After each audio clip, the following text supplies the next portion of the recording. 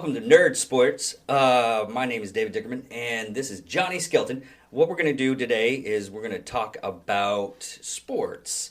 And the first sports we're going to do is water polo. So, no water polo? No. What are we talking about? Everything else? Oh, okay, let's go ahead and click that to that and see what, we'll just go ahead. All right, well, first and foremost, this is our first episode. This is a new channel, whatever. People aren't going to like the takes that we're going to have, and they're not going to like the opinions. They may not even agree with all of the things that we cover, and that's fine. I want to kind of try to come across as being as genuine as possible, unlike those people that spend money and time to go get spray tans only to get left by the person that you're trying to impress.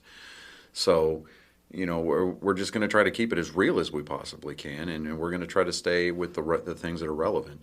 Things like the basketball, and football, and baseball, and even NASCAR. So, because those are the mainstream sports. Yes, if something very relevant happens, like the Masters this past week, where the first Japanese player won a major event for his country. We'll touch on that a little bit, but for the most part, we're just here, to just go over. Yeah, and add in a little bit of comedy into it, like the Japanese kid probably just wrote a lot of crit 20s, honestly. No. God, that's so bad. All right, so, there's a lot of ground to cover here, so you kind of wonder where we're going to start. Seems to be a lot of, pressure, trying to, fit as much as we possibly can into our first episode. So we're just going to try to do our best to, full send it or completely yeet this thing to the lower atmosphere and see what sticks to the wall. So we're going to start. The NBA. The association, basketball. First and foremost, we're going to be completely transparent. Not my favorite sport, but it's still watchable. My girlfriend loves basketball. I try to get some of her, take on it, but she's doing her day-to-day thing. She's handling stuff down on her home front, and she couldn't answer the phone. So, for what it seems like the NBA, this regular season's trying to wind down. I think there's like maybe 15 or 20 games left in the regular season. Playoff picture seems to be a little bit in flux. I'm not even really sure how the playoff system works in the NBA. I think they take like the first, the top 6 or 8 teams, and they seed them accordingly. And then they have basically what amounts to as a tournament with a best of 3 or a best of 5, and then obviously with the best of 7 series is ending in the NBA Finals. Yeah, it's teams with the 7th and 8th highest winning percentage in each conference will each have 2 opportunities to win 1 game to earn a playoff spot. Yeah, the all-important play-in game.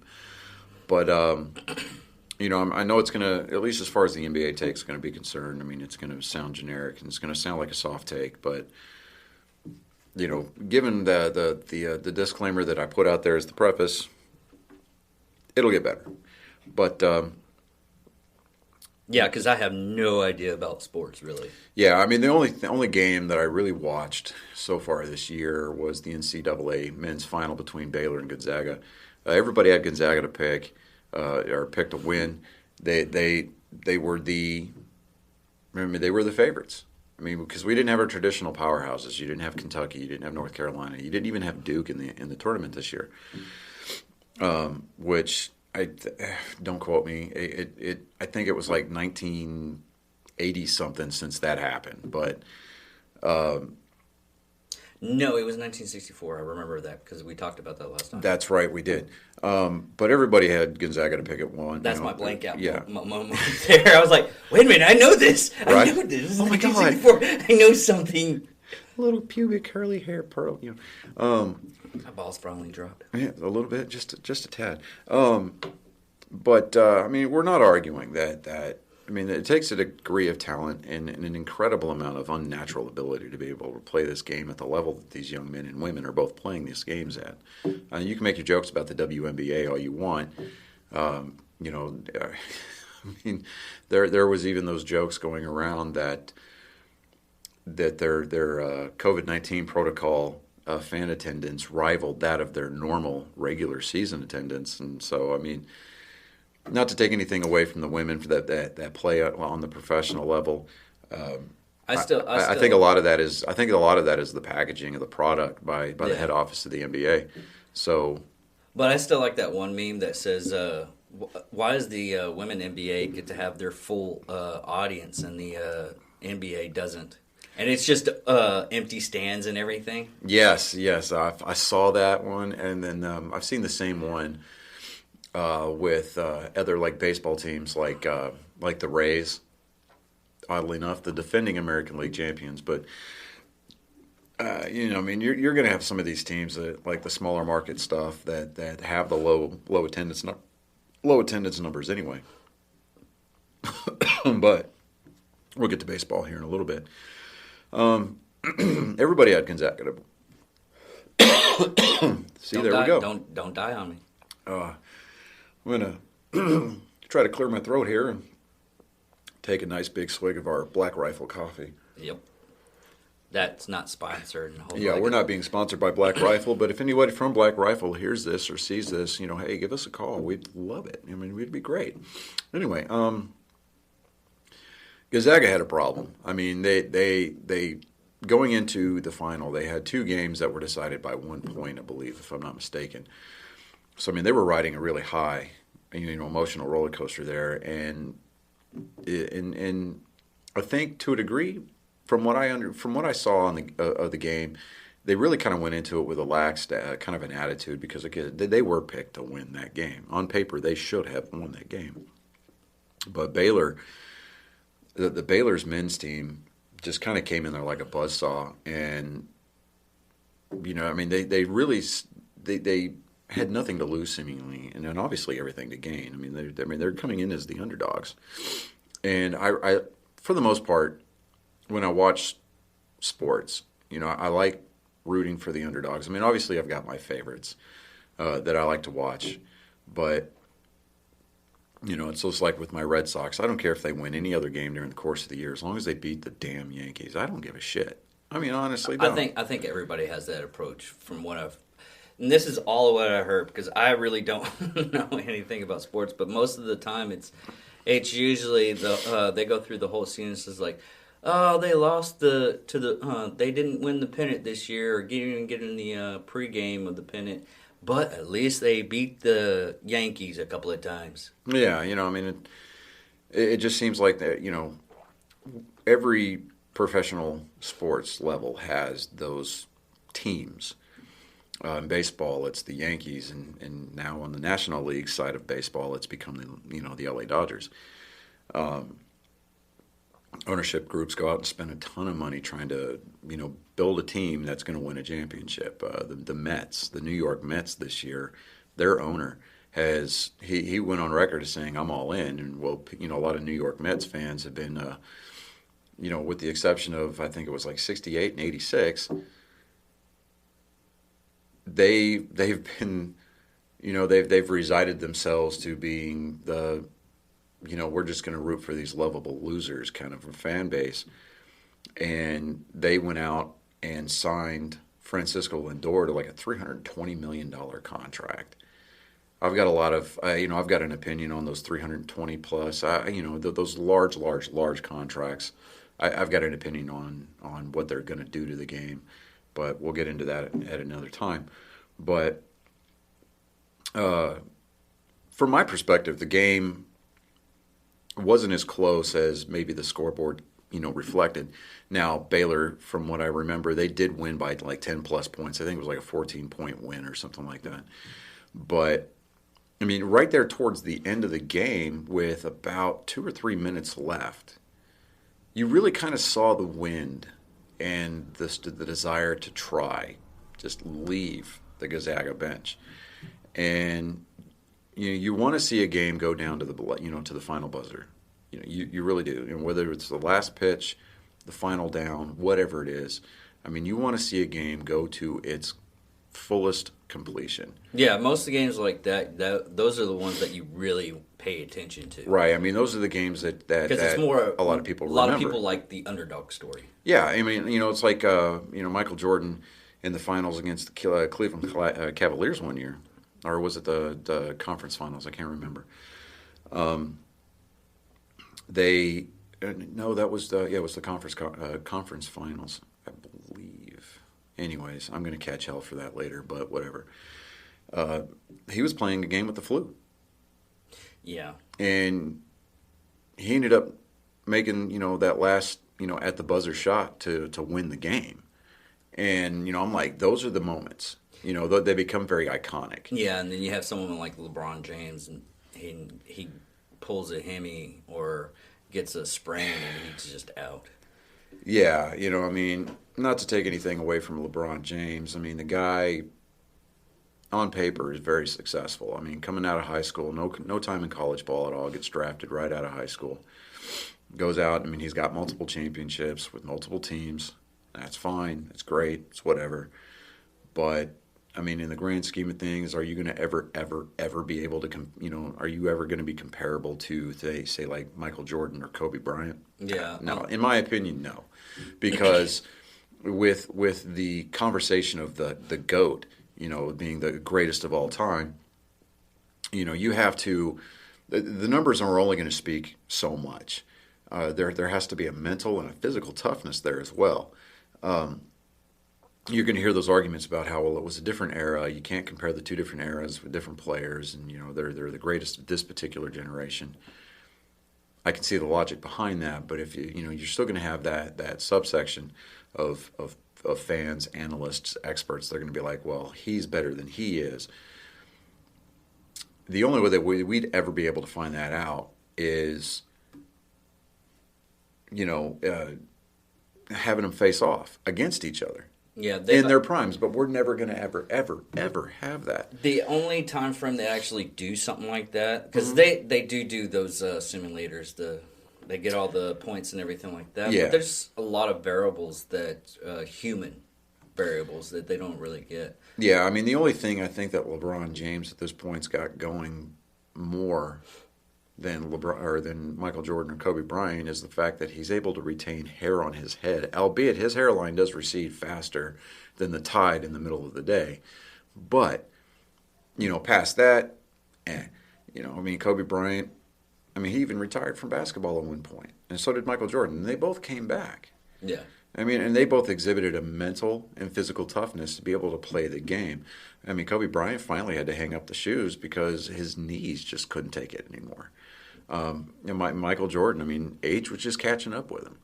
Yeah, because I remember that because he retired and he went to he retired the White Sox. Yeah, he retired. He went to go play baseball for a while. He never made it to the major leagues. He stayed. Well, you trained with him. Well, yeah, but you can be a non-roster invitee, or you can be a spring on a minor league roster, and you're still going to get invited to spring training because in spring training, everybody's going to get that shot to make that 40-man roster. That's just like Tim Tebow. Say what you want about the guy. I like Tim Tebow. He never backs down from his convictions. He never changes his public image. He doesn't bend to what the media wants him to be. He stayed true to who he was. Yeah. And, yeah, were there times that he played over his head? Absolutely. But I think a lot of that, too, is a product of the systems that he played in. The system in Denver could have worked for him a little bit better if he had a better offensive line. He had the tools and he available to him as far as like talent and drive to make that career, but I don't think he necessarily had the mentors that a lot of these other great quarterbacks that you saw had. Like Steve Young, for example, he had Joe Montana. And so and if anybody who's ever watched football remembers the San Francisco 49ers of the 80s and 90s, You had that Joe Montana, and then when Joe Montana retired, Steve Young stepped into the breach, and he became their quarterback, and he actually led them, I think, to 2 or 3 Super Bowls. But with all that aside, it was nice for me to be able to see a team from Texas win. I'm not a homer by any stretch of the imagination. Obviously, we're here in Texas. I'm a Red Sox fan. So, if we were going to follow that logic, I mean, I'd be all in on the Rangers, which, no. I mean, no. I mean, I like the game, but, at the same time, I'm the same, I like to watch exciting baseball, and just the way that the Rangers run their organization just doesn't at least as of late, it doesn't lend itself to an exciting product to put on the field. I mean, it's almost like now, I don't, and I'll have to double check it, but I don't think that they've won in their new ballpark yet. I mean, there's been a lot of firsts that have occurred in the new Rangers ballpark. I mean, they've had the first home run that was hit there was not by our Ranger. The first win there was not by the Rangers. And just recently, Joe Musgrove of the San Diego Padres threw the first no-hitter in that park, and it happened to be the first no-hitter thrown for the San Diego Padres franchise. But we're all getting off track here. So I mean, but I mean with the I'm going to try to wrap up this whole basketball part of it. So I mean, winning a championship is kind of like peeing in a pool for me. You're the only one that feels it, and it doesn't last very long.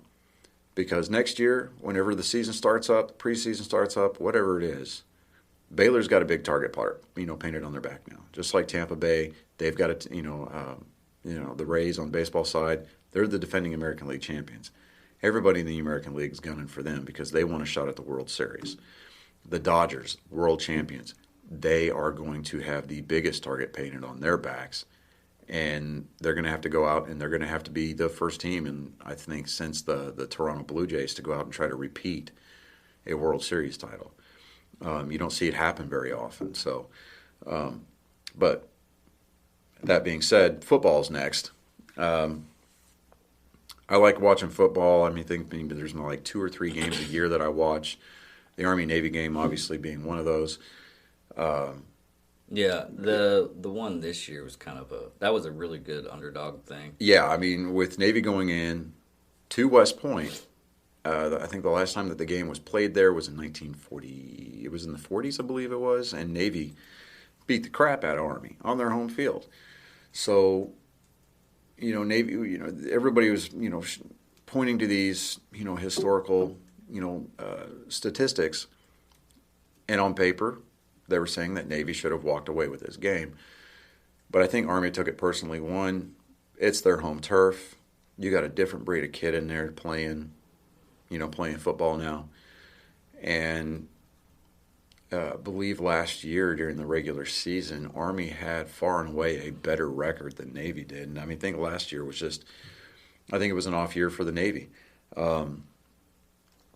Both teams run that triple option offense, which is really hard to defend against unless it's something that you see every day.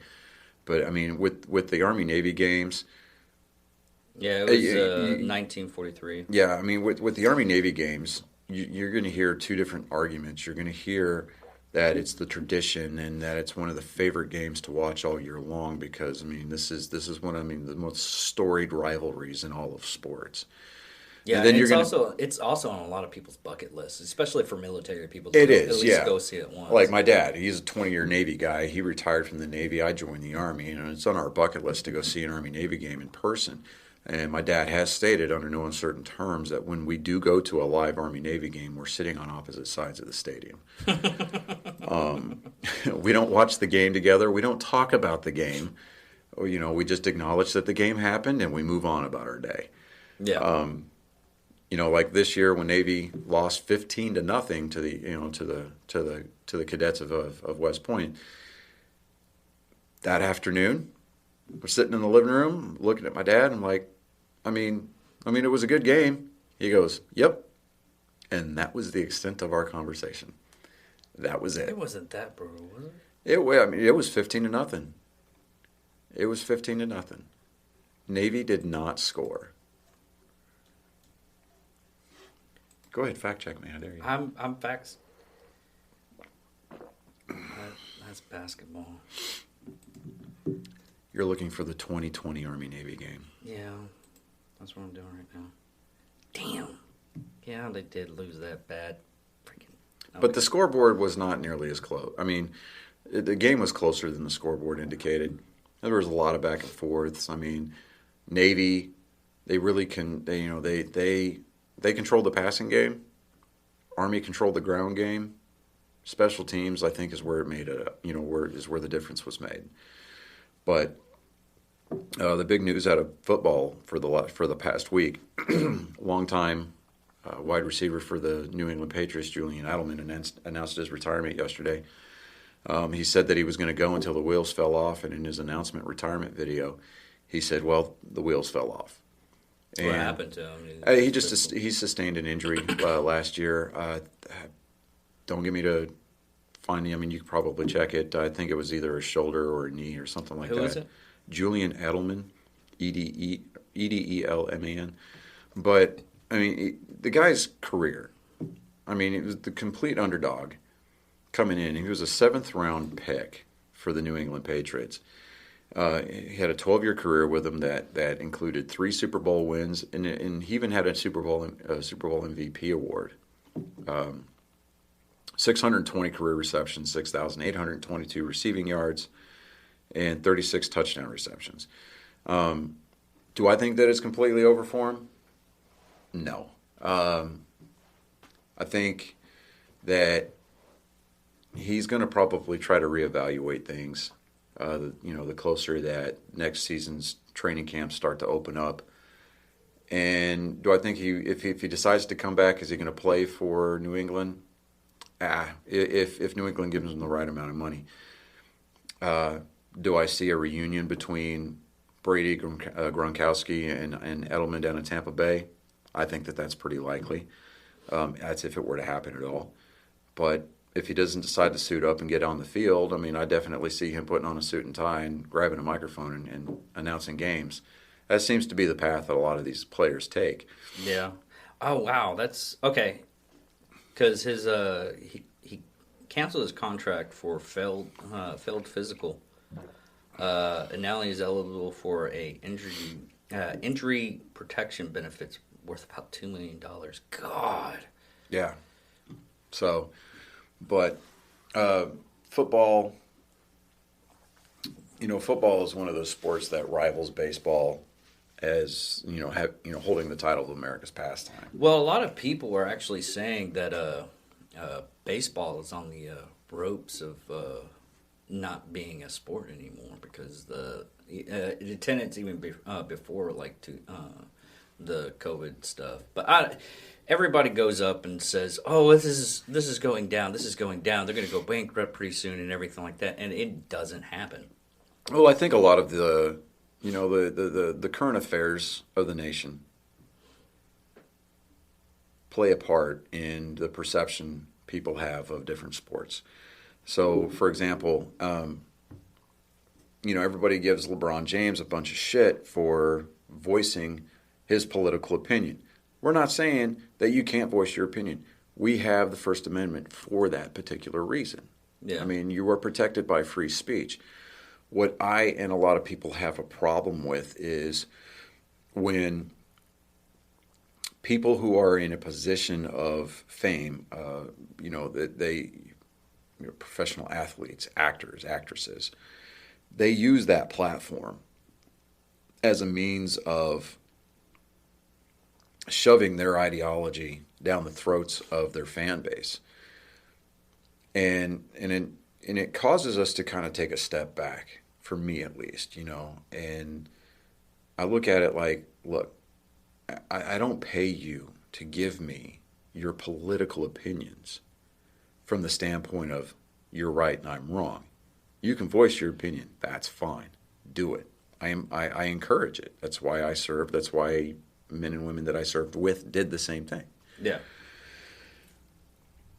But as it relates to using your platform or using your status as a platform to change hearts and minds based solely on your fame? No. Well, that's the general opinion on a lot of stuff. Is once you have a platform, say God forbid we actually become popular enough to where we have like millions of viewers, millions of people listening to us, and everything like that. Is it our right to voice our opinion about how everything's going? Now, if it's something like drastic, like suicide or stuff like that, something that's actually more charitable, homelessness, small businesses losing their money because of all this, yes, I will voice my opinion. But going into the political standing, it's like, oh, you need to vote this way, you need to vote that way, you need to do this way. No, I am never going to do that. I will suggest, but that's about it. Yeah, and see, if we do, when you do voice your opinion, make it an educated one. Oh, yeah. Because you're going to have these sports stars, these actresses, these people of popular, that are popular. And they're mainstream, and they have millions of followers on Twitter and Facebook and Instagram, whatever. You see a lot of times, and this happens for people that believe on both sides of the aisle, they regurgitate the talking points of their preferred party. And it's like, okay, do your homework a little bit. If you're going to try to make me think the same way that you think, do your homework. Bring forth an argument that is going to be convincing. Don't just sit there and go, for example, Major League Baseball. I'm just going to move into baseball real quick. Baseball announced a week before last that they were taking the All-Star game and the MLB draft out of Atlanta because of the voting laws that the Georgia government, the state government, were putting into place requiring voter IDs. It's claiming somehow that was racist. Let's break that apart for just a second. And yeah, this is going to go from a little bit of sporty to just a tiny bit political, but I think that I'll give you 5 minutes because I've already did this topic with someone else. Yeah. And they went on the offensive with it, going, it's like, well, black people in that area, they work. It's all facts and annotated and everything like that. I was like, dude, I don't listen to the percentages and everything because usually they're wrong. Yeah, I mean, and you can annotate. And I looked at the actual law and everything. There's actual spots to where you're basically, if you're absentee, you can still do it. You got 180 days to do the absentee and everything. You don't have. You can do the mail-in ballot. You can do mail. You can do fax. You can do right. Because what's the old email. joke? 68% of all statistics are made up. Yeah. But I mean, to say that, where baseball's stance was that we're looking at these laws like they're Jim Crow on steroids. I'm like, who the fuck are you to come in here and talk about Jim Crow? You have no idea what the hell Jim Crow even is. We're not. It is in no way, shape, form, or fashion, at least in my opinion. And my opinions, they don't reflect the opinions of this show. Actually, you know what? Do you find an argument on this? We'll do a what the hell on that. Yeah, and that's fine. Right after we do the other 2 episodes. Yeah. But yeah, because I really want to get into that. Yeah, because it's like, all right, they want to, they want to say that getting a voter ID is racist because they're saying that black people or people of color can't get it. And it's like, well, isn't that racist by assuming that they can't get that kind of stuff? Oh, yeah. We have to have driver's licenses to operate vehicles. We have to have ID to fly on a plane. We have to have an ID to go to the library and check out books. You have to have an ID just to use credit cards in this country. So how is it not racist to require them to have these other pieces of identification when all we're requiring is just maybe an endorsement on their existing driver's license to say, this is my voter ID. So you go in and we can, try to stop some of these election frauds that have been going on. We can get into a whole other argument about that. Which we'll get into that. But with baseball taking a huge huge moneymaker for the economy of Atlanta and its outlying suburbs by taking the Major League Baseball All-Star Game, the Midsummer Classic. I mean, it's the It's Home $100 Run million. Derby. It's $100 million they're taking from that community to another one. Yeah, and so what do? Okay, well, all right, we're going to take this away from you, Atlanta, because your state sucks, because we think that it's racist, when in fact the head office, they're just looking at political expediency, and they're using that buzzword optics. You remember that from a few years ago? And so, and without even doing any kind of homework, they're taking the mainstream safe route, and they're removing it, because you're going to get all these people that are going to look at it like, well, good on baseball for taking it away. Well, yeah, you're going to think that until your economy suffers because of it, because when Denver, who got the Major League Baseball All-Star Game, starts raking in that cash. You said $100 million just for that 3-day event. You got the Futures game, you've got the Old Timers game, you got all these charity events that go on around it, you got the Home Run Derby, and then you've got the game itself. And then you got small businesses that lose their money. You got a whole community that's losing all that cash flow. Even a guy that's like selling like knockoff T-shirts. Yeah. So you look at it and it's like, okay. I mean, bottom line, because I know that I've only got 5 minutes, so I'm trying to wrap this up. But bottom line, you look at, like, on the calendar, the right around the All-Star break for baseball, there are no other major professional sports scheduled until the day after the All-Star game. Yeah. So for that particular 2 or 3 day time period, every set of eyes in the that watches professional sports are focused on baseball. And so you're talking about revenue from TV ratings, the radio stations like ESPN that broadcast that over the radio. Advertisement dollars. Yeah. I mean, we're not talking about just ticket sales and souvenir sales and concessions on site. We're talking about all the residuals that come from that. You're taking that away from Atlanta, and instead of looking at it from the big picture, the people that are involved with that decision-making process are looking at it as, well, this is going to be popular with the vocal minority, and let's just be honest with ourselves, that is exactly what they are, the vocal minority. Because it's the vocal minority that is always speaking the loudest, and then you get the silent majority that just, they for whatever reason, don't feel like speaking up. And I think that is a dynamic that needs to change, not only on the political front, but I think on the social front as well. Because a lot of people in this in this world, let alone this country, they have forgotten what it means to get punched in the mouth. So you're going to have a hot take on something, and you're doing it from the anonymity of a screen and a keyboard, knowing that you can hide behind an IP address, you can hide behind a VPN, and nobody's going to be able to understand. Nobody's going to be able to know who you are.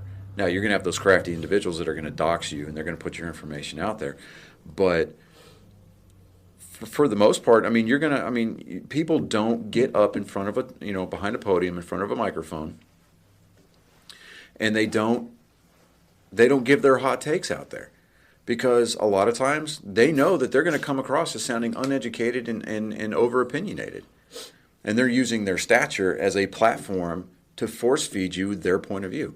But moving on, so all right. I was about to open up another political thing too. Mm-mm.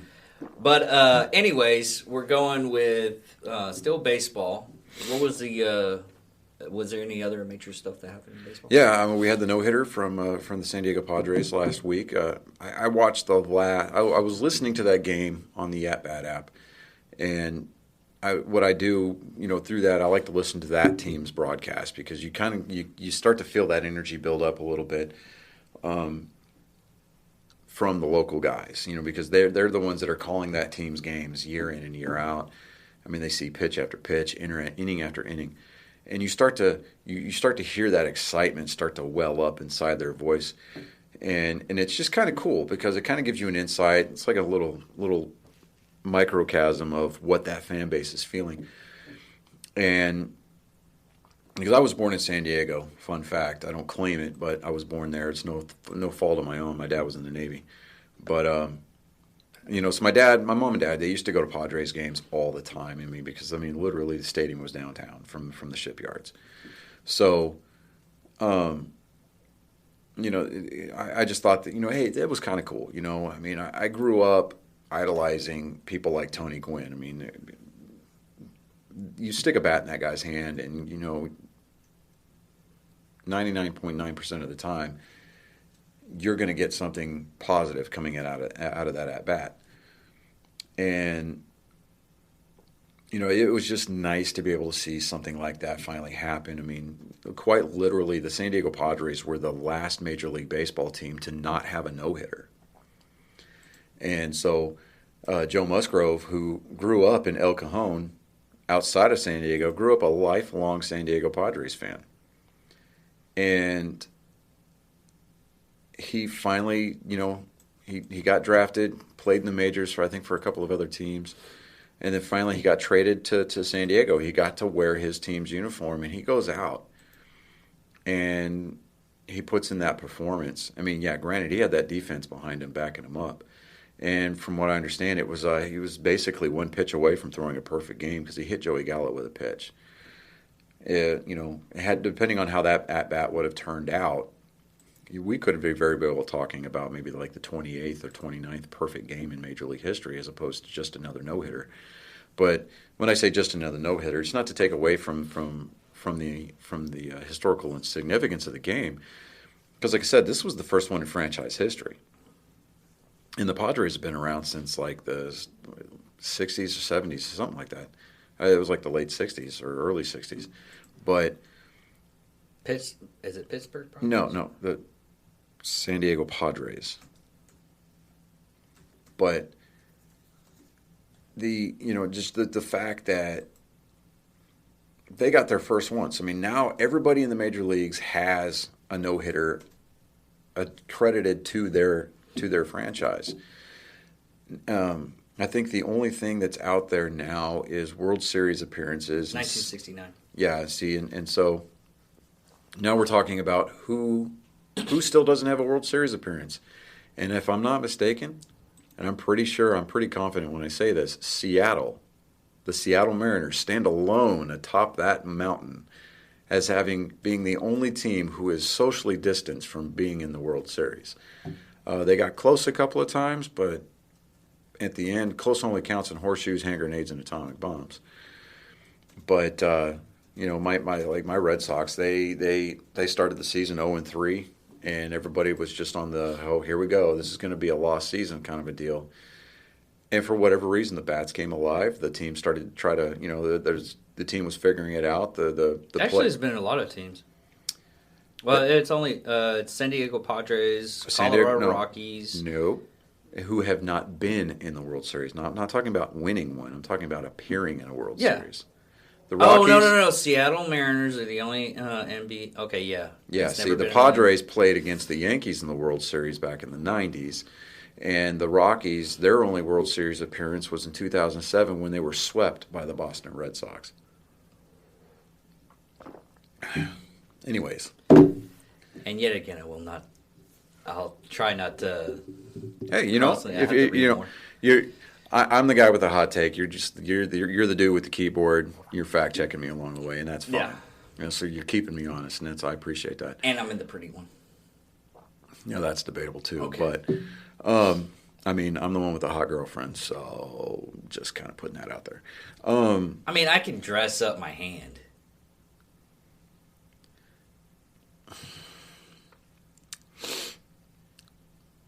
Yeah, but after a while, doesn't your hand fall asleep because you're just that boring? Yeah, only the left one, so I can make you feel weird. But I applaud that effort. That was a good dodge. That was a good burn, and you dodged it. I just appreciate that. You got to change it up sometimes. But anyway, so the offense started figuring it out. The pitching staff finally decided to come up and play. And now we're sitting atop the American League East division with a 1.5 game lead as of this morning over the Yankees. We've yet to play the Yankees. The Yankees are still trying to figure it out, I guess, a little bit. They've got the biggest payroll in the American League, hands down. I mean, they traditionally do year in and year out. And I think a lot of that is just because the knucklehead fan base of the New York Yankees enables that ownership group to pay out these high salaries to all these players. And, they all get close and they just end up not coming. I mean, they come home empty-handed. And it's kind of, for me as a Red Sox fan, it's kind of refreshing to see. Because while I may not refer to the Yankees as the evil empire anymore, because let's just face it, I mean, you look at England, I mean, they ruled the world at one point. Now they're just this tiny little island and they're the furthest thing from being an empire. But, you just, for whatever reason, people just seem to be enamored with that interlocking NY and those dumb-looking fucking pinstripes. It's like, I mean, I want to visit New York City because there's a ton of things to do there. I mean, from what I understand, it's a great city. You just want to go there to piss on the stadium, don't you? That's exactly right, and that's exactly what I told my girlfriend. I told her, it's like, I want, like, she wants to go to visit Australia and New Zealand, and I told her, I said, the one thing that I want to do in New Zealand is I want to climb to the top of Mount Doom, and I want you to take a picture of me pissing off the top of Mount Doom, because that's a thing that people do. Well, I also want to go see the Hobbit Village. Well, yeah, Hobbit, sure, Hobbit Town, or Hobbiton, that's what it's called. Yeah, Hobbiton. But yeah, I mean, you go see the Shire, and that's fine, great, awesome. I mean, I want to walk around in Frodo's house, and that's cool. But I want to go to Mount Doom because they've got a tour guide that they take you up a trail to the top of the mountain, and apparently that's something that people do now is they have to get that picture that somebody takes from behind them, ass cheeks to the wind, and then you see a stream of piss coming out from in front of them, and they're pissing off the top of Mount Doom into Mordor, and I'm like, that's what I want to do. But, I mean, for me, I just, it's not to disrespect the Yankees, but I really just don't. I just want to piss all over their stadium. I really do. That's a lot of water and a lot of time. You know what? If you're gonna go like all over and everything, I mean, you start at one spot, man. Okay, idea. What you do is you have like a set of Camelbacks. Force hydration. Yeah, force hydration. You're like drinking and everything, and you're moving. I mean, you got to make sure like the wind direction and everything like that, to where you don't piss on yourself. You don't want that kind of smell. Yeah. And then you just keep on going, and you just go around. Now, are you talking both internal and out? Inside and outside? No, I just want to piss on the side of the building. Okay. When I go into the ballpark, I'm going to respect the cathedral that is a baseball stadium and be able to take in a game, because that's on my bucket list of things to do, is to go to a game at every Major League stadium. But or this may sound sick. You save up all your urine and you do like no. I'm just going to stop you right there. Just no. I mean, you get like a pressure thing and you just spray it. No, because then you start trespassing into territories of criminal mischief, and I'm not trying to catch a charge in New York State, because they'll keep you locked up for weeks. Stupid reasons. Yeah, stupid reasons. I mean, because let's face it, De Blasio. I think De Blasio is still the mayor of New York City. I mean, he doesn't need a reason to throw people like me in jail. So it's let's just leave it at that. But no, I mean, pure, plain and simple. All jokes aside, if I were to do something like that, it would just be on the outside of the stadium, very superficial, just kind of like a big middle finger to you, not you specifically, but the Yankees as a whole. But but going inside the ballpark, going inside the stadium to watch a game. I mean, inside. To me, baseball is not just so much of a sport as it is a religion. It's more of a lifestyle, and to me, it's something that's very respected. And I may hate the team, I may hate the laundry that particular player puts onto his body for 162 games a year. minus any playoff runs. But when I go through the turnstiles of a ballpark, I'm there for 3 hours, 4 hours, however long it takes for that particular game to get played. And I'm at church. Yeah, and you also have to think about the history of the place. I mean, they got a museum in there. Well, the Yankee Stadium that's there now, it's a newer one. I mean, whereas the one before was the house that Babe Ruth built, the new Yankee Stadium is the house that Jeter built. Yeah. And do they still have the old stadium no, I around, think or? I think they demolished the old one. Don't quote me on it. I don't think that it's there still. But you know, I mean, there's a lot of exciting things going on in baseball now. And like, for example, JD Martinez, he, plays for the Red Sox. He's on this incredible tear, knock on wood. He's on I think he's got like 6 or 7 games in a row where he's got an extra base hit. I mean, the dude is just red hot right now as far as, swinging the bat is concerned. And he just seems very locked in. He's able to get his resources back, to him. He watches video. He's not stealing signs. So let's not go there. And he's watching videos of his at-bats, so that way he can make those in-game adjustments that he needs to make in order to address the ball and square up a little bit easier to make, if anything else, a more productive out, whether it's moving a runner up 90 feet or getting a runner over the plate to score a run. He's starting to really, and I really hope. Okay, they just updated the old stadium. That's it. Yeah, I think they're using it for like college and high school events and stuff like that, like for those games. No, it's the same stadium. No, it's not the same stadium. I promise you, it's not the same stadium. Not? It's not. Because ESPN did a 30 for 30 on it, and I mean, when they moved from the old stadium to the new stadium, I mean, they were moving things from one building to the other. It is not the same stadium. Absolutely not the same stadium. Oh. Because I believe the new Yankee Stadium opened up in like 2009 or 2008 or something like that, but it's not the same stadium. They may have made improvements to the new Yankee Stadium, but it is not the house that Ruth built.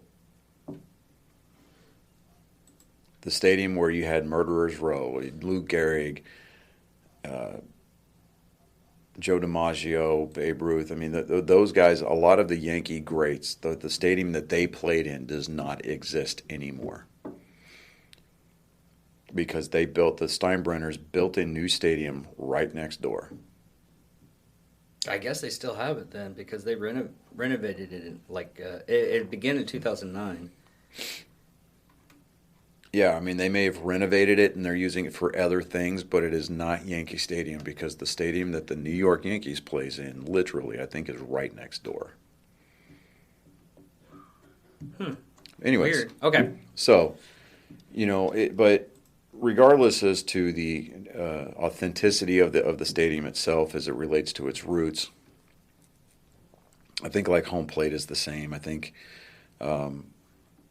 they moved the home plate from the old stadium to the new stadium kind of a thing. But, stuff like that to me is cool. But oh, okay. No. It was, okay, the original Yankee Stadium was demolished in 2010. Yeah, okay, see. Closed. Okay. Now, I know that the Rangers, when they built their new Globe Life Field, they took the ballpark in Arlington. Instead of destroying it, I mean, aesthetically and architecturally, it is a beautiful stadium.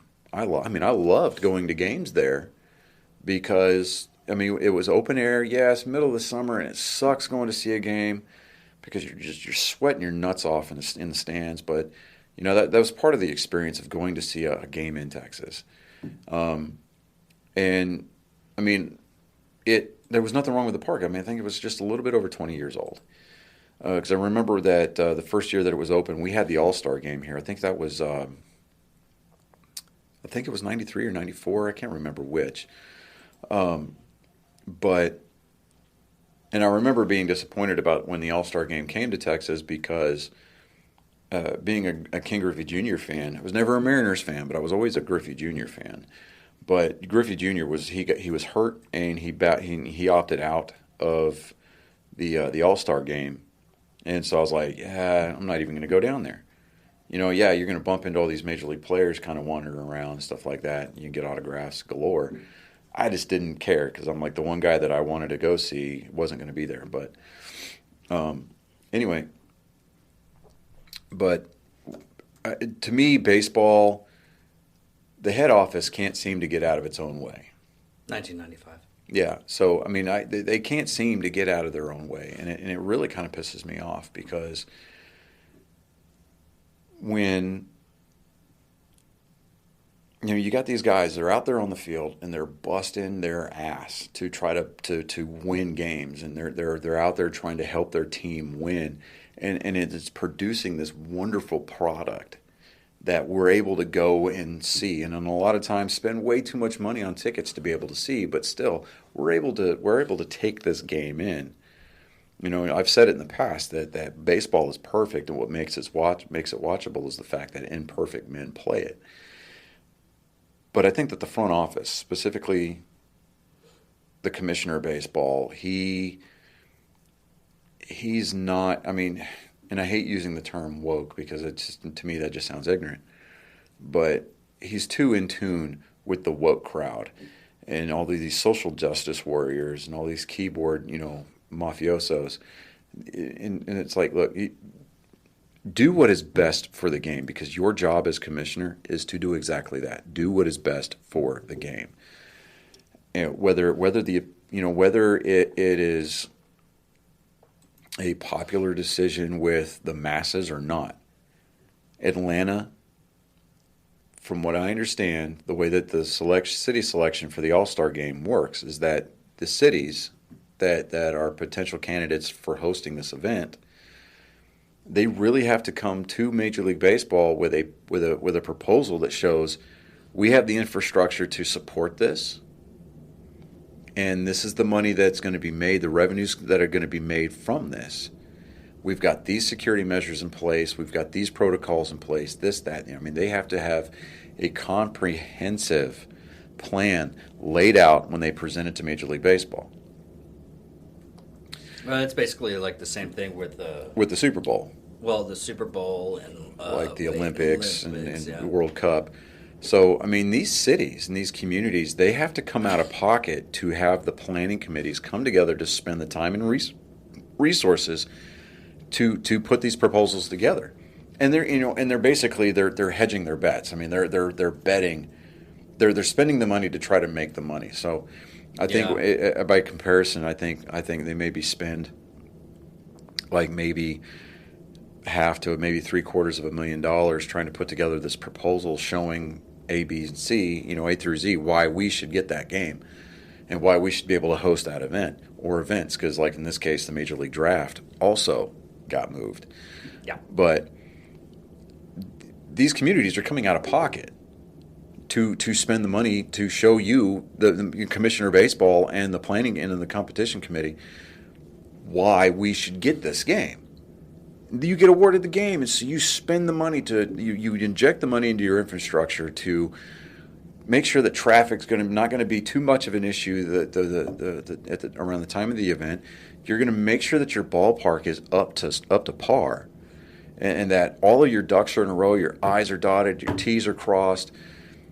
Like small businesses, large businesses, you got your corporate sponsors, you got your TV slots, and you got everything laid out, and you are ready to go.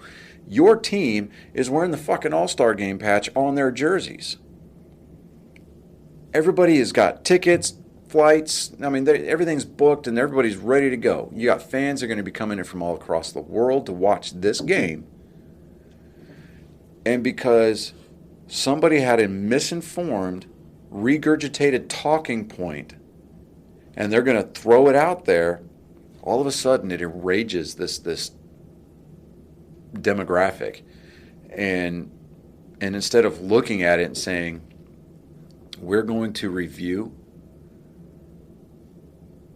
the potential impact upon this game, and then we're going to make our decision based on that. Don't look at it as, well, we're going to side with this party versus that party. You know, no. I mean, your focus is not to run for fucking office. Your goal is to be a steward of the game. And I mean, in my personal opinion, I think baseball just fell flat on their face with this one. You know, whether you agree with me or not, conservative versus liberal, I don't really care. I'm not looking at it from a political standpoint. You made an ill-advised, undereducated decision based on an opinion that, in my mind, you didn't spend 5 minutes looking at. Because you heard the rumblings, and then like later that afternoon, Major League Baseball announced that we're moving the All-Star game and the draft from Atlanta based on this. And it's like... Well, it's like that whole Gillette commercial thing about demasculating men and everything like that. They get this idea. It's like, oh, it needs to be this, and this. Well, now we're losing a lot of money because Gillette. Nobody's buying Gillette. I was like, okay, technically that's not what fully happened, but that's kind of what happened because they started getting like the Dollar Shave Club. That's really popular right now. A lot of people are going away from like Gillette. Yeah. Not because of that commercial, but because Gillette's freaking expensive. It's like 2 times the amount compared to like Harry's razors, Dollar Shave Club. Yeah. I mean, obviously, back when I shaved, yeah, I mean, I looked at stuff like that. But, you know, it's ridiculous. I mean, and I think a lot of it, too, is... You remember that saying, don't bite the hand that feeds you? Yeah. And I think that a lot of these major corporations, and I think a lot of these people that occupy these head offices of organizations like Major League Baseball, they had forgotten that. And so, I mean, they're biting the hands of the fans. And like last year, I mean, the general consensus is that, with the exception of the Dodgers, obviously, because they won it all, I think from what I understand and from what I've read and what I've heard, the general consensus, I mean, amongst the players, the fans, the ownership groups, is 2020 was just kind of a lost season. I mean, they didn't have fans in the stands. They had cardboard cutouts. We talked about that a little bit last week, I believe, whenever I did my opening day thing. But, I mean, they really lost a ton of money last year. Revenues alone from being, you know, from games being attended in person were just horrible because they weren't there. The fans weren't allowed. And you even heard some of the grumblings during opening week when the Rangers held their home opener our governor allowed 100% attendance. Capacity on everything. I mean, they didn't sell out. They had like 98%. I think the game did sell out, but I think like only 98% of the people, you know, used their tickets. Yeah, so. But still, you know, I mean. Still 90%, 98% is really good. It is, you know, and I was listening to the Red Sox broadcast, and Ian Fleming was talking, and he's one of the play-by-play guys along with Joe Castiglione. I mean, I respect Joe Castiglione a ton. I mean, the guy has called more Red Sox games than anybody in history. And he's just got a certain way that he calls a game. And, you know, I'm obviously a fan. But Ian Fleming had said something. They were talking about that opener. And he was like, you know, it looked cool, it sounded cool. But at some point you have to ask ourselves, what are we doing here? And I immediately, I mean, I'm sitting in the car with my dad. And, you know, when we're listening to the game. And, I mean, I got pissed. I was like, we're going to a fucking ball game. That's what we're doing. We're trying to do what we weren't able to do last year because, I deemed it really kind of an overreaction. You know, I mean, we're going to shut things down over a virus that has a 98 point something. 99.98%. Yeah, 99.98% survivability rate. We didn't do a damn thing for H1N1. You know, I mean, oh well, no, don't come at me with your regurgitated talking points. You want to come at me? Come at me with hard evidence. And I'm not talking about these pumped up numbers that the CDC is pumping out as far as people who have died from COVID-19. People who have actually died from the disease or from the virus, I mourn for you. I feel bad for your families. And, I mean, losing a loved one sucks, regardless of what the situation is or what the circumstances surrounding that death was. Losing a loved one, it sucks. I'm not unsympathetic to that. But for the most part, we needed to be able to get out of the house. We needed to be able to go and do things. And in a lot of cases, for people like me especially, baseball is it. I mean, even if you're going to have reduced attendance numbers like you have now, a lot of these stadiums are at a fraction of their full capacity, and you start hearing terms of like COVID sellouts and things like that, where they're talking about, okay, they're only going to open up to like a 37% capacity or a 47% capacity, and they're selling those seats.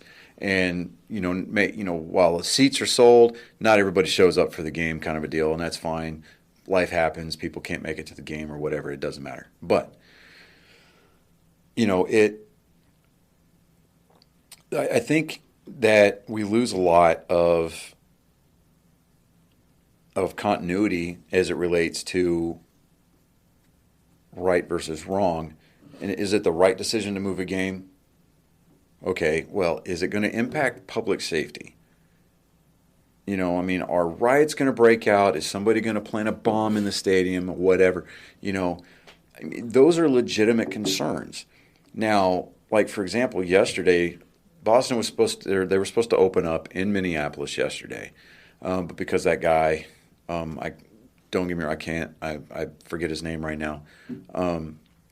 He was shot. Riots and everything. Yeah, I mean, because there was a gentleman who was shot during a traffic stop, and the officer made a mistake. Do I think that officer needs to be punished? Yeah, absolutely. But yes, it was a mistake. I'm not trying to minimize somebody's life by fitting him or her into this box, saying, well, you were just the victim of unfortunate circumstances, and that sucks, and let's carry on about our day. But do I think that in the long run, is it necessary for us to postpone games? No. If you want to do something, have a moment of silence.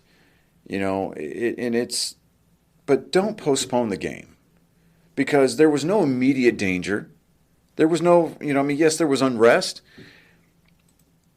but I think that people these days, they don't need a reason to get out in the streets and create a bunch of damn havoc.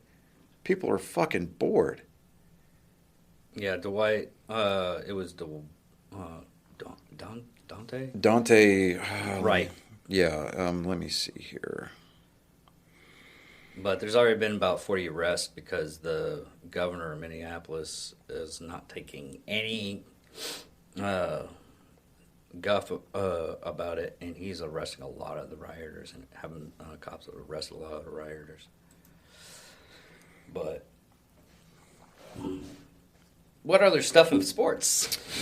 Let's see. Auto racing. NASCAR's back. NASCAR, they are letting fans into the stands this year, and I mean, say what you want about NASCAR. I enjoy it. I love the storylines. I love the competition. I love the technical side of the sport. It's just not driving fast and turning left. I mean, you really have to have a sense of technical prowess about you, from a crew chief standpoint, a car chief standpoint, to be able to set these vehicles up. Even as going as driving, mm-hmm. and that kind of stuff. I only did it like a couple of times, but you get it's really strange once you learn the car and everything. Yeah, you can. It's like, even I do it now with my vehicles, and it freaks people out because I'll be in their vehicle and everything. I'm like, okay, this you might want to check out. And it's just by sound, feel, how the transmission's running. I can actually feel how the gears might skip a little bit. Yeah, and so I mean, like especially with NASCAR. for like the Gander World Truck Series, the Xfinity Series, and then the Cup Series, those seats are bolted directly to the floor pans in those cars, and that's where they get a lot of that driving by the seat of your pants. Yeah. I mean, because literally, I mean, that's how a lot of these drivers know what is going on with their car, because I mean, it just doesn't feel right, whether the car over rotates into a turn and so it's loose, or if it's not entering a turn and they're not able to get the car to rotate, so it's tight. They feel like the front end's plowing whenever they dive into a turn, or they don't have drive off, or they don't have, or even the grip of the tires. Yeah, that's what I'm talking about, loose, or yeah. And so, I mean, they can communicate with their crew chiefs, and then, I mean, the drivers, they can make small, subtle little adjustments inside the car. But as far as like chassis setups and stuff like that, track bar adjustments, I mean, a lot of that stuff has to be done whenever they come in for the pit stops. And, I mean, it's not like back in the, 50s and 60s when, pit stops were done by dudes walking around with beer guts and cigars hanging out of their mouths and shit. They got grease stains all over their coveralls because they just got in eating a bucket of chicken. Yeah. I mean, these are athletes, and a lot of times these are like college football players that didn't get drafted, or I mean, these are world-class athletes that are working on these cars. Yeah. I believe it's called the next gen car. Right now, the wheels have 5 lug nuts on them, and they use an air gun that's got like a 10,000 RPM. It's called a Thunder gun, and it's powered with nitrogen because it's got the lower moisture content in it. So they're able to torque those lug nuts off and then torque them back on just by hitting them, boom, boom, boom, boom, boom, and they're able to get 4 tires and make any kind of adjustments and fuel the car up, and a lot of times in 15 seconds or less. And if you start hitting those 15-second pit stops, you're talking about losing positions on the track, because you got teams that are knocking them out in 11 and 12 seconds. Well, I was watching a AI thing on YouTube, mm-hmm. and they said that they have a new program and everything that's an AI system to where guys telling them, it's like, hey, the computer's saying do a pit stop here, it's a new thing they're trying out. Well, I mean, the use of simulators has been in the sport for a few years now, and I mean, especially with the rise of iRacing. Yeah. You'll get a lot of these drivers that spend a lot of time in iRacing simulations, driving the tracks that they're going to go to try to get that feel, because a lot of that feedback, because the way that iRacing works is that a lot of the setup information and the handling characteristics of a car as it relates to that particular track, tire wear and things like that, will directly translate. And drivers, they get in, they spend time hitting those marks, entering those turns, and figuring out where they can throttle in, where they can floor it, what the braking's going to be, how deep into a turn can they get. A lot of that does translate over for these drivers. I mean, you're going to see drivers like William Byron, Alex Bowman, even I think to an extent Kyle Larson. Those 3 guys, they drive for Hendrick Motorsports, and you're going to see a lot of guys from these different teams spend an inordinate amount of time behind a screen running simulations on those tracks, and it's just to get them familiar with the way that the track runs. And well, the only thing I'm wondering about is, does it give you that? Does it have a program or something like that to where it gets in to where it gives you that motion and the vibration and everything like that? They've got these really expensive simulator rigs where the seats are set up on actuators. Okay. So you'll get that that tilt. If you're running it like Daytona or Talladega, where you got the 32-degree banking in the turns, and you go into the turn, the whole platform that the seat sits on and the screens, they all go like this. I mean, the whole thing is set up on a gimbal, and it's really kind of cool. I think I priced one of those, and I think it was like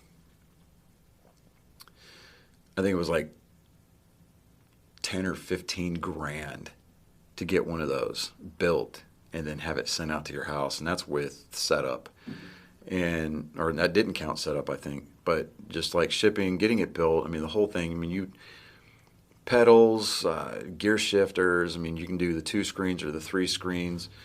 I mean, and just all inclusive. It's an actual racing seat that you're sitting in, and it's bolted to this gimbal, and you get into it, and if you hit the wall, the whole damn thing shakes. And I wonder what the maintenance cost on that thing would be. oh, I don't even want to know. I mean, it'd be enough just to get one, but it's like, it's like you get some of these organizations, they'll go and buy a building in hopes of opening it and using it for some kind of grand thing. And they've got their eyes set on this price, and then they don't figure upkeep into it, and like operating costs. But the season started off really good. I think we had like 6 different winners in the first 6 weeks of the season. I think yesterday Martin Truex Jr. won. Or Sunday, Martin Truex Jr. won for the second time this season. So he was the first repeat winner of the season. 56 points. Yeah, so and you got how many of these you want to get? Just the top 5? Well, right now the way that the point system works in the Cup Series is that a win will get you a shot at getting into the playoffs. It for all intents and purposes locks you into the playoffs. Now, in the instance where if we have more than 16 different winners, the tiebreaker is going to be number of victories, and then where you were at in the points is going to decide who gets into that 16-driver playoff system at the end of the season. Because there's 10 races, 3 or 4 rounds. There's the round of 16, the round of 8, and then there's the round of 4, and then so there's three rounds. There's the 16, and then the 8, and then the 4, and then when you get down to the championship 4, I mean that's where the final race happens in Phoenix. And then you have to win basically almost to advance, or you have to place and you have to score enough points in order to advance in the playoffs. And you get a lot of these guys that get eliminated, and they're like big names in the sport that don't get to race for the championship, and it's kind of cool. Going to give you the top 5 names of. Yeah, go ahead. Like you said, Truex Jr., Elliott. Truex Jr., Chase Elliott. C. Elliott, D. Harmon, W. Bryan, and K. Larson are the top 5. And the points is like 56, 49, 52, 42, and 38. Now you got me wanting to look here. Hold on. Just type in NASCAR. Gee, you think? Just trying to help. Why do you have to be so evil towards me? God, just type in NASCAR like I don't fucking know. Let me see here. Sometimes I like to be Captain Obvious, okay? Mm-hmm. Yeah, I get all that. Okay. Yeah, I was picking up on that, so. Mm-hmm. All right, so let's see here. Standings. So as we're talking about now, we've got Denny Hamlin, who's running first in the points. Martin Truex Jr. is running second. Joey Logano. I cannot stand Joey Logano. How is he running third with the 52 points? Or was that just... Yeah, that was just from that event. Okay. Kyle Larson's running fourth, and then Ryan Blaney is in the 5th position. William Byron's number 6. Chase Elliott's running 7th. Kevin Harvick, Brad Keselowski, and Christopher Bell round out the top 10 as far as drivers and points. As far as Denny Hamlin, I mean, he finishes races. When he finishes races, he finishes well enough to where he's leading the points right now. But right now, like I said, once they get to that cutoff race before the 10 race playoff begins, mm-hmm. all of the points from the top 16, they're basically reset, and then the bonus points that you earn for wins and things like that will dictate what your seeding is going into the playoffs, and then depending on what your performance is during those playoff races, during those rounds. It's like the round of 16, they get 3 races. The round of 8 gets 3 races.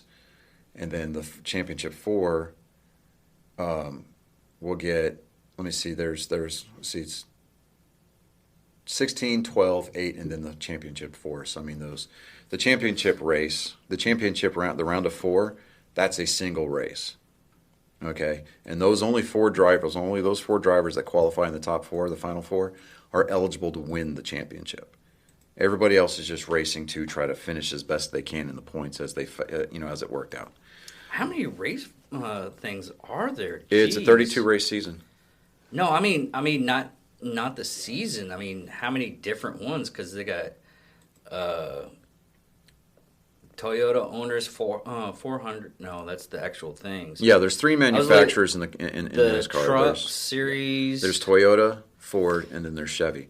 And you got truck series. Yeah, there's 3 major circuits, 3 national series. There's the Gander trucks. There's the Xfinity series, which is kind of like, I don't want to say the minor leagues, but they're like the AAA of NASCAR. So I mean, they're just the step below the Cup Series. Cup Series is where everybody wants to be because that's where the money is, right? Mm-hmm. It's fun to watch the Xfinity races because these kids are out there and they're racing their hearts out, trying to, win a championship there, but they're also trying to win a ride in the Cup Series. They're wanting to make their debut in the Cup Series. They want to be on that big stage. They want to race with the best in the sport. They want to race with the Kyle Bushes. They want to race with the Chase Elliott's. They want to race with the Truex Juniors. They want to race with those guys on a weekly basis. And so you look at the Xfinity series, and their cars are set up a little different. They've got carbon fiber bodies as opposed to sheet metal bodies like they do in the Cup Series. So it gives them a little bit more of an allowance when they brush up against the wall. It doesn't beat their car to crap. But, I mean, you'll see a lot of tempers and a lot of personalities start to really kind of evolve once they get to that Xfinity series. You'll see fights break out more often in the Xfinity series. It's not to say that they don't exist in the Cup Series, but in the Cup side, you've got more of that that corporate sponsorship presence, and drivers have really kind of matured to the point where they know how to race clean. But you're still going to get those guys like Joey Logano, and I can't stand Joey Logano. Make no bones about that. To me, I don't care who wins, just as long as it's not Joey Logano. I don't even care if Kyle Busch wins. I mean, I'm kind of sort of like a low-key Kyle Busch fan, but for me, when Dale Earnhardt Sr.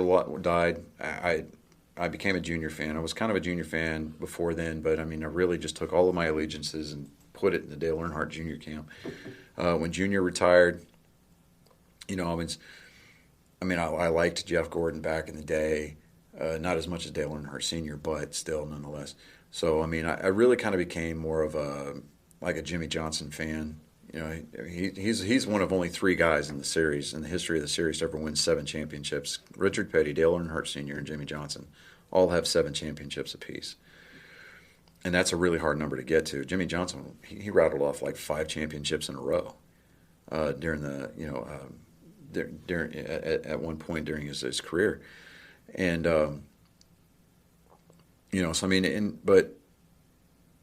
for me, I like going to the races because it's really it's an all-day family event. The way that my family does it is we normally go down here to Texas Motor Speedway. We get there at like 6:30, 7 o'clock in the morning. We'll find a park. We'll find a couple of spots in the parking lot, and we'll set up awnings, tables, chairs. We'll cook breakfast in the morning. I usually start drinking beer probably about 8. I have a beer with my breakfast burrito, and we'll eat lunch just before we go into the track for driver introductions and the command to start the engines, and we'll sit in there and then we'll watch the race. And you can get these scanner headsets. I mean, they're like these. Yeah.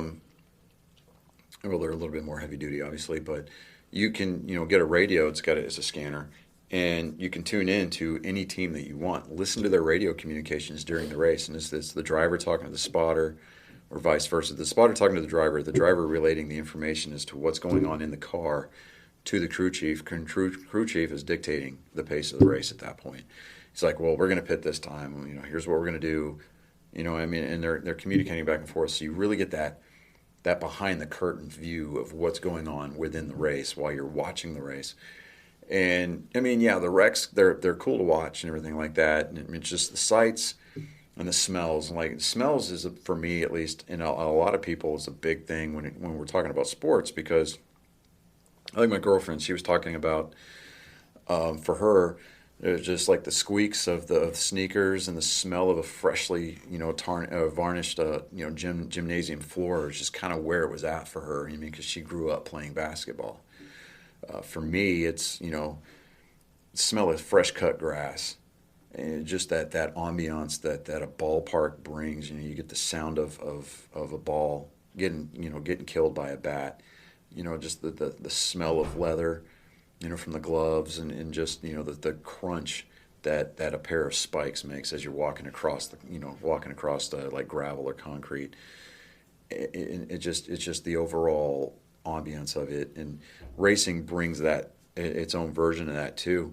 You're going to get the smell of the rubber from the tires, especially when they're somebody's doing a burnout, or they lock their tires up because they're trying to avoid a wreck, and you get these clouds of smoke just kind of come up, and it's all very mechanical and chaotic, and it's very beautiful at the same time. You get that smell of that exhaust, right? That 118 octane racing fuel that they use, and it has a very distinctive smell, and it just kind of gets into you, and you just really like, yeah, that's what I look for, and it's just the sounds of it. You get that those 750 horsepower engines, 43 cars in the field, and they all pass at the same time at the drop of a green flag. You hear these drivers going through their gearboxes trying to accelerate, and I've got videos on my phone and on my Facebook where I took my now 11. He's fixing to turn 12 this week. As a matter of fact, he turns 12 tomorrow. So, happy birthday, Colin. But he, I've taken him to races, and, I'm like, all right, here comes the field. They're coming to the green. And so as soon as that green flag drops, you hear that increase in RPM. And it's just not one car doing it. I mean, you've got all the cars in the field. They're lined up double file, and they're all accelerating through their gearboxes. You hear those RPMs pick up. And when they hit that banking going into turn one, you get that blast, that pure, unadulterated blast of sound coming up at you, and you feel it in your chest, right? And when the pack passes and they're at speed, you hear that. You hear that sound like you hear on TV, but what you can't experience by watching a race on TV is like when the whole pack passes you. About a half a second to a second after that pack passes you, you get hit with that wall of wind that was coming off of those cars. And it's just, you can't replicate that anywhere else with any other sport. And I mean, when I say any other sport, I'm not talking racing specifically as it relates to NASCAR. I mean, you get these people that go to these NHRA events where you got guys that are screaming 300 plus miles an hour down a quarter-mile track, and just the overall thunder that comes from those engines that is burning pure alcohol. And it's the same thing. It's just the intensity's picked up a lot more. But if I had to list my sports as far as preference were going to be concerned, baseball, racing, and then football is somewhere down here. And I'll play golf. I'll even watch golf. And we're talking about things that have happened this week. What was it? It was in golf, or yeah, in golf. Where did my notes go? We need to have the tabs open up for this stuff. Golf this weekend. There we go. The RBC Heritage. Yeah, RBC's. That's the or the PGA Tour. Yeah, well, that is the PGA Tour. Is it? Yeah, that's one of the events. That's the event that's going this weekend. But let me see here.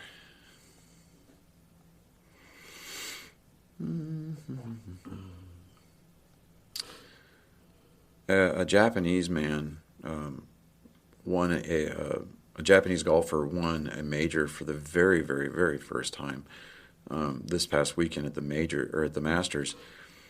and Hideki Matsushima became Hideki Matsushima wins the Masters and becomes the first men's major champion from Japan. And Tiger Woods even, with Tiger Woods being out, he even tweeted on it. And he was like, this is big. I mean, the landscape of golf is going to change forever. And you kind of had to imagine what the atmosphere was like over in Japan, because anytime somebody from Japan does something well over here, the Japanese sports media goes completely berserk. And I mean, it's just their culture. I mean, they get behind their people. I mean, they're also some of the biggest critics, but oh yeah, so I think overall the health of American sports, as it relates to not only regionally but nationally and globally, I think that the health of sports is pretty good. If we can learn as a society and as sports organizations are concerned to get out of our own way, to just focus on what we're there to do, which is to play a game. And we focus on that. We work on making our product the best it could possibly be, whether that be to stick to our traditional roots or to innovate things, to speed up the pace of play or something along that line. As long as we're focusing on that and that alone, we're not making forays into political statements, and we're not trying to address social issues and using our platform as a sport to sway the opinion of, it's like, come out and just be like, individual opinions of our players may differ for both sides of the argument, but as an organization such as Major League Baseball, our interest and our allegiance is to you, the fans. Yeah. And that should be all that it's about. Keeping the integrity of the game as intact as you possibly can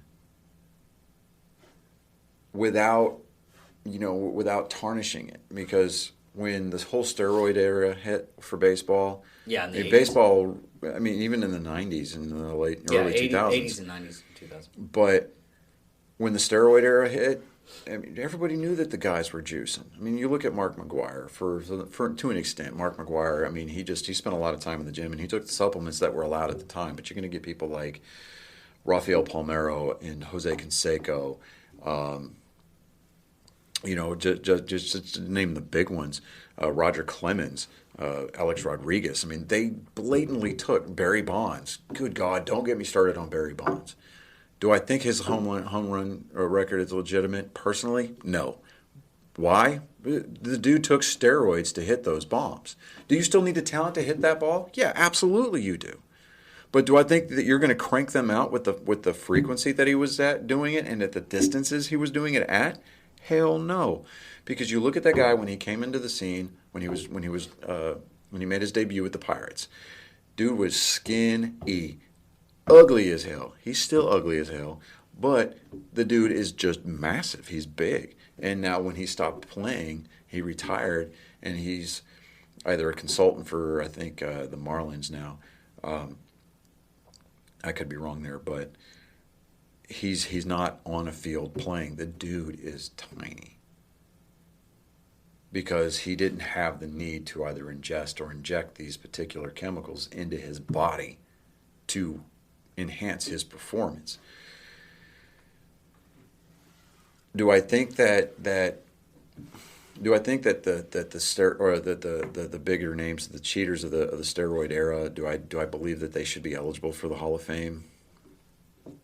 I think to an extent, at some point they're going to get in, because it's going to get played down enough over the generations, over the years, not generations, but over the years, that it's not going to seem as bad.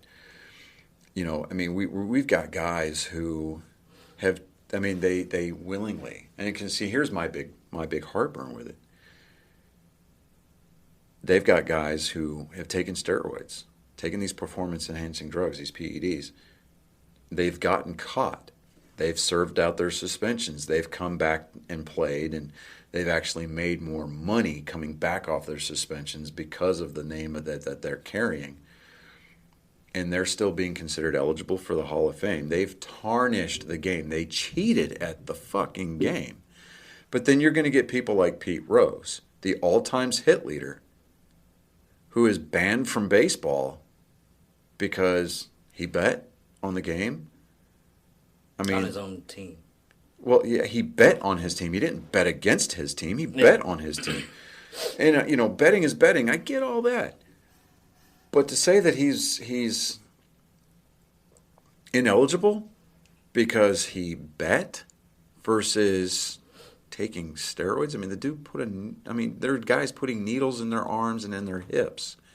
Buttocks. Putting needles in their asses to cheat. Actively cheat at the game. But here he is. He's making side bets that his team's going to win or his team's going to cover a spread or whatever.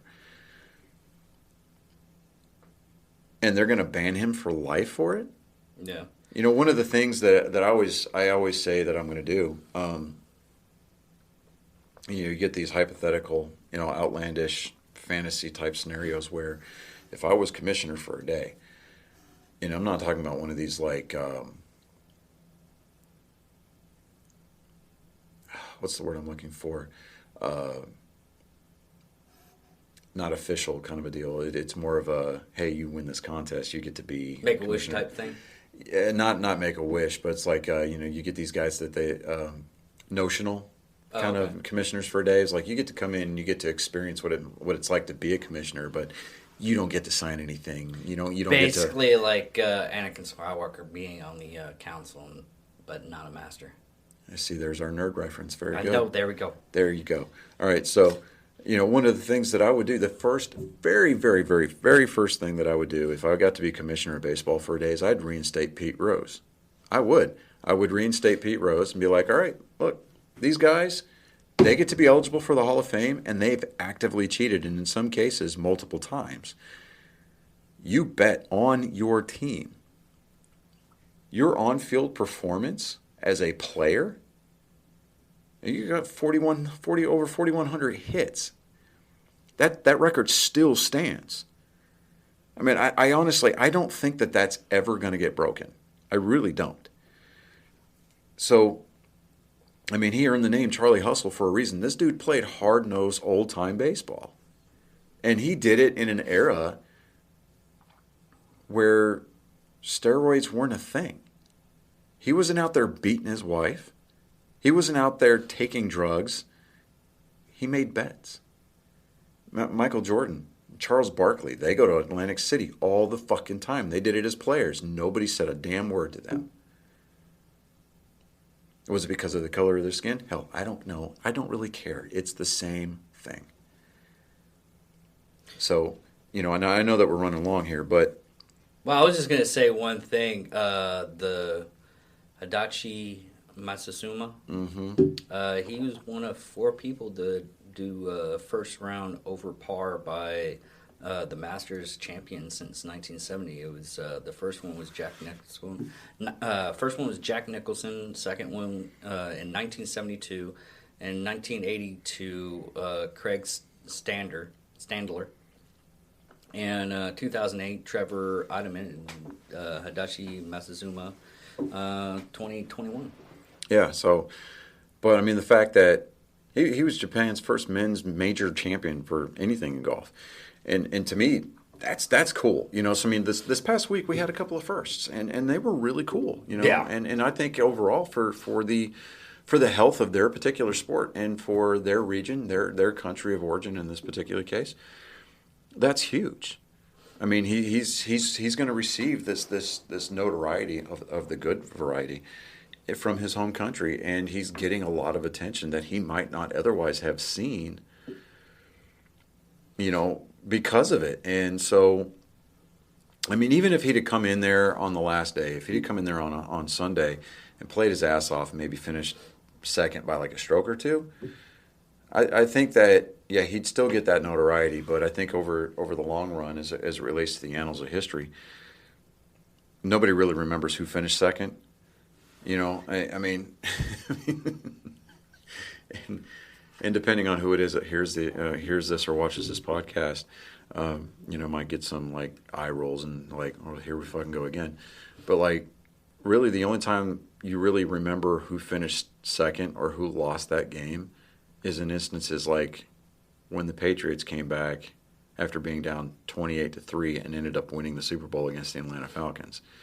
You know, well, it's still that one thing. I mean, or your last. Yeah, I mean, but things like the Falcons loss in the Super Bowl. I mean, that's still a calendar day. That's 3/28. You know, so I mean, you see that on like even on some Atlanta sports radios, like, oh, happy 3/28. You know, and everybody's like, oh, really? Come on, man, that's not fucking cool. You know, but. You know, and it's like, okay, you remember who the champions are. And I think ultimately for Hideki Matsuyama, I think that this is ultimately going to be great for his career. And it's also going to be great for the country's career for golf because now they have a little bit of notoriety for it. Yeah, I mean, they've got a champion now. So, I mean, I think he's won a couple of events. A couple of tournaments, but this is a major. This is one of the 4 major events that make up the Grand Slam of golf.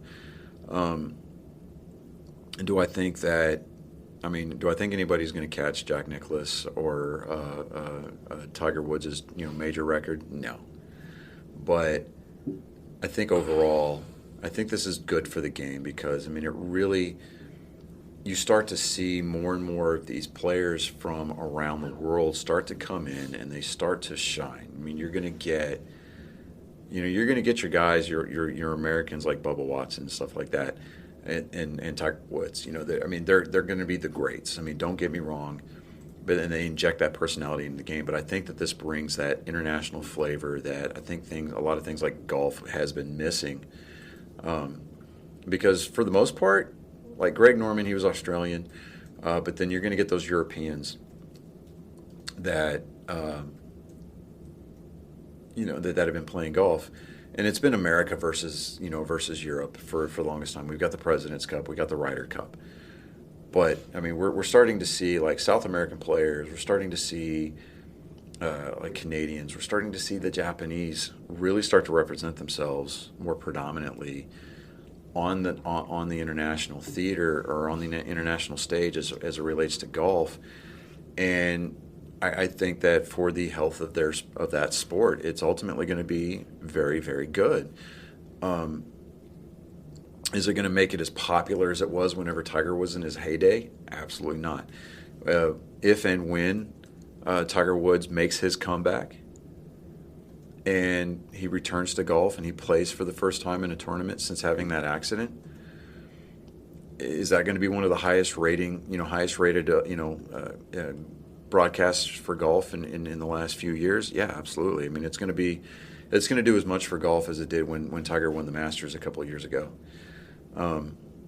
back in 2019 when Tiger Woods won the Masters. But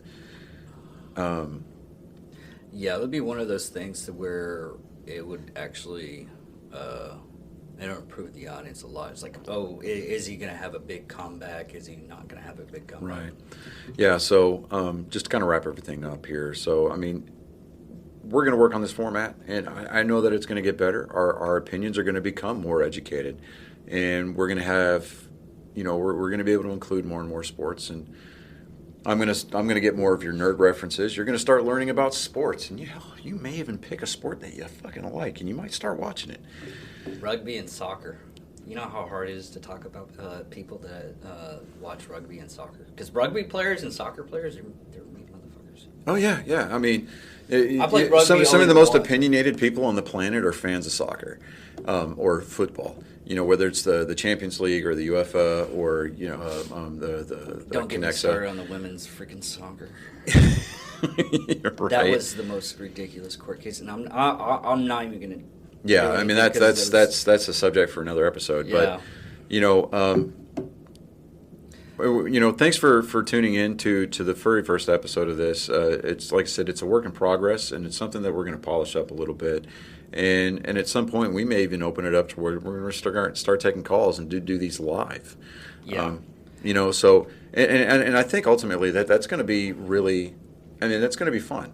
And to be honest, with our serial murder series that we've been doing, okay, we've last episode wasn't really good because it wasn't. Everything was going against us. But this one, the one we're going to do now, God, I know so much about him. Yes, it's still fun to do, but driving over here today, I was actually nervous about getting into it because I know that sports fans in particular are some of the hardest people, most brutal. Yeah, they're the hardest people to satisfy. If they think that your take isn't hard enough, they're going to let you know. If they think that you're too soft, they're going to tell you get the hell out of here. And you can disparage one team versus the other, and you're going to piss somebody off with sports. It doesn't matter if you go in and talk about every team and give a highlight on every team. They're going to accuse you of being biased. And you know what? Guess what? I am biased. So, but it doesn't say. It doesn't mean that I'm not going to give the Yankees their due. If the Yankees pull off something really cool, I'm going to give them that. I'm going to be like, hey, it hurts my soul to talk about them this way, but I've got to give the Yankees props here. You'll never see me wearing a Yankees jersey, ever, not even on a bet. It's to the point where it's like it hurts my fantasy teams, but when it comes down to it, I will not draft anybody who plays for the Yankees. I don't care how well they perform in the points. I don't give a shit. Pinstripes or interlocking NYs do not cross the threshold of my home. Because in 3 words, fuck New York. But there's a lot of hate and animosity I feel from this one. But but again, so yeah, we're just going to wrap this up, and this was our first episode. I think that this is going to be something that's going to ultimately, it's going to be a challenge to do every week, and it's just going to be because we have to stay engaged with it, and yeah, but it's something that I'm looking forward to, and hopefully I have something really to talk about because I'm going to the Totally Archery challenge this week. Yeah, we can bring up some of those obscure sports. As long as we're not talking about damn curling, even curling to a degree, whatever, fine, I don't care. But and something just to kind of hang our red, white, and blue hat on. There is going to be, for the first time in over 30 years, a United States Marine wrestling for the United States in the Olympics. Really? Yeah. He qualified and he won his match in the U.S. Olympic trials, and so he's going to be representing the red, white, and blue in Tokyo. That should be interesting. Yeah, so that's going to be fun to watch. But I'm Johnny Skelton. I'm David Dickerman. Thanks for tuning into our. What are we going to call this? Nerd sports? So yeah, we're going to either do nerd sports or geek sports. Thanks for tuning into our sports show. Yeah. And, hey, if you have any feedback, definitely give it to us in the comments section. We're going to be open-minded about it. And, I might actually make a Facebook sports page. Yeah, watch for any links that he's going to post up on our channel. And definitely get engaged because we're not going to get any better unless we get some feedback from you guys. Make sure that... Let's see if I can do this right as it relates to the screen. Hit the subscribe button. Make sure you hit that bell. And leave any likes and comments down here. And we'll see you guys next week. Yeah. See you later. Later.